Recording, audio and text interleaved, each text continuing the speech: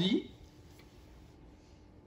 l'étalement urbain et donc périurbain développe des contraintes de mobilité. C'est un aspect, il y en a énormément, je n'en parlerai que de quelques-uns, sinon ça durerait des heures. Il y a aussi des conséquences sur l'étalement de la ville, de l'étalement de la ville sur les espaces périphériques et même lointains. La destruction d'espaces naturels et de terres agricoles. La SAFER estime qu'environ 78 à 80 000 hectares de terres agricoles disparaissent par an en France.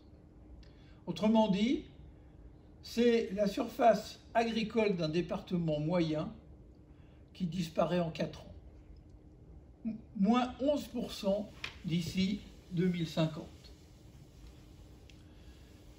Destruction des terres agricoles et artificialisation. Autrement dit, envahissement du béton, du bitume, des constructions, des réseaux divers, de portions croissantes des territoires. 88% des espaces artificialisés sont prélevés sur des terres agricoles.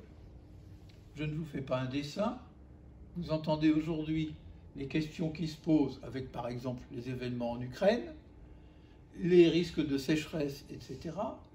Vous voyez très bien que la question des terres agricoles et de la préservation des espaces entre guillemets naturels, il n'y a plus vraiment d'espaces naturels en France, mais il y a des espaces qu'on peut qualifier quand même de préservés, ça devient quelque chose d'extrêmement important.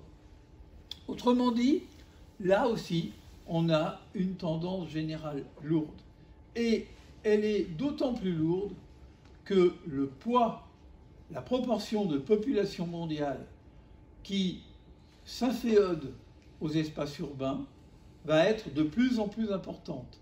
Je disais 55% tout à l'heure pour la période actuelle, on va arriver à 66%, autrement dit les 2/3, dans très peu de temps. C'est l'ONU qui a fait ces prévisions-là. Alors, parmi les risques, il y a des risques qui sont particulièrement importants et sur lesquels on a fait en tout cas jusqu'à une période récente, l'impasse de manière assez inconsciente. Vous savez que après les différentes guerres mondiales, et notamment la dernière, il y a eu un emballement de l'économie. Il y a eu les fameuses 30 glorieuses, par exemple. Il y a eu des progrès technologiques considérables.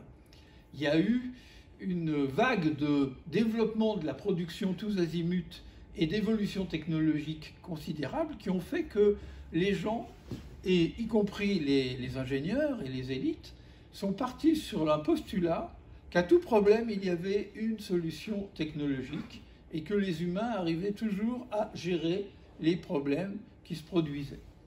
En fait, c'est une illusion. Il y a énormément de risques qui se développent et devant lesquels les organisations humaines, il faut bien le dire, sont démunies. Dans mon laboratoire, on a travaillé depuis très longtemps, et notamment sur des programmes nationaux pour le ministère de l'Environnement et même internationaux, sur la question des risques. Toutes sortes de risques. On a travaillé sur les risques industriels, les risques routiers, on va en voir quelques petits exemples tout à l'heure.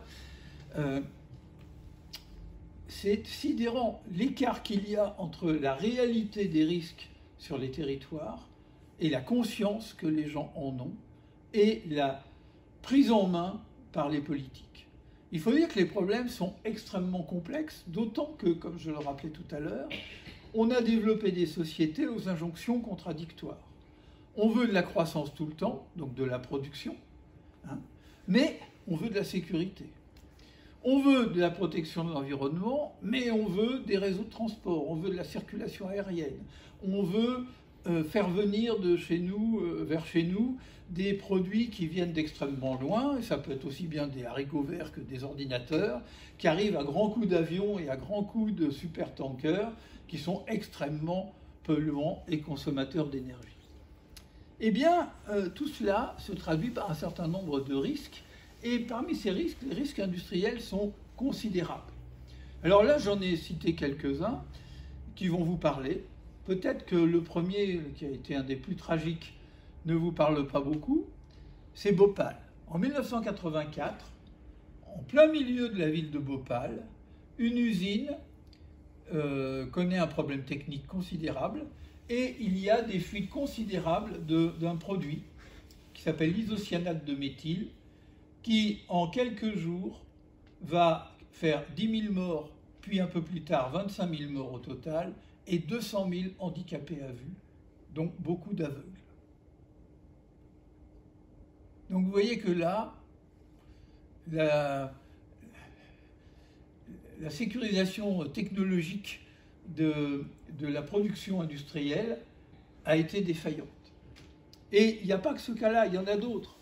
Il y a eu par exemple à Mexico, pareil, en 1984, un blève. Alors qu'est-ce que c'est qu'un blève? Un boil-over, c'est-à-dire lorsqu'un produit chimique ou une substance, par exemple énergétique, comme de l'essence, se met à exploser, ou un gaz, et se met à projeter à distance des sortes de bombes chimiques qui peuvent aller extrêmement loin, plusieurs centaines de mètres, voire des kilomètres. Et bien là, pareil, des accidents qui font des centaines de morts. Alors, on peut dire, d'accord, mais c'est quand même rare, et les industries, notamment les industries dangereuses, celles qui touchent à des produits potentiellement toxiques, explosifs ou incendiaires, c'est quand même rare. Eh bien non. Voilà ce qu'on a sorti comme carte de la répartition des installations industrielles à haut risque en France.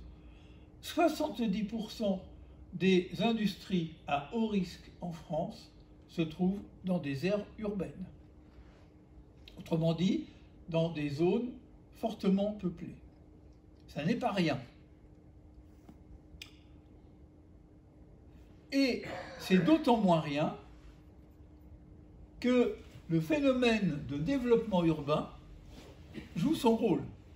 C'est-à-dire qu'autrefois, il y a quelques dizaines d'années, dans les années 30, 40, encore 50, les zones industrielles et les industries à risque se tenaient généralement, contrairement à ce qu'on a vu par exemple pour Bhopal, en tout cas en France, elles se tenaient plutôt à distance des villes. Sauf que l'urbanisation mondiale, qui s'est déclinée en périurbanisation chez nous en France, a progressivement envahi les zones. Et vous voyez sur cette carte que la zone industrielle qui est ici, on est à Toulouse, à ZF, qui est ici, eh bien, a été envahie progressivement à mesure que le temps passait par l'expansion urbaine de Toulouse. Et ça a donné l'explosion bien connue, qui a fait 30 morts, des milliers de blessés, et a eu des conséquences économiques considérables, puisque bon nombre d'entreprises ont dû déposer le bilan à la suite de cet accident.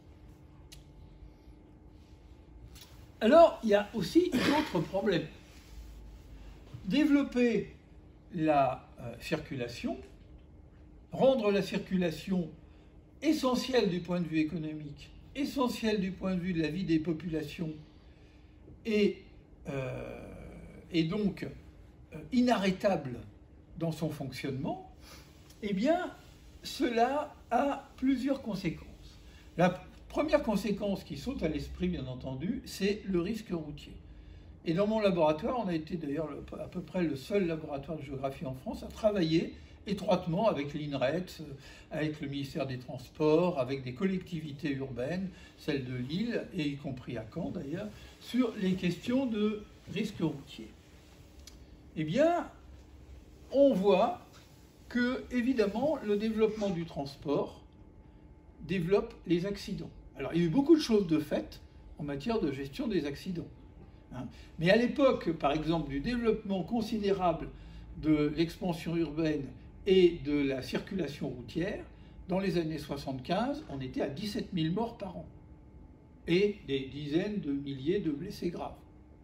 On a amélioré les choses en termes de voirie, en termes de sécurité des voitures, en termes de permis de conduire, en termes de réglementation, en termes de signalisation, dans beaucoup de domaines.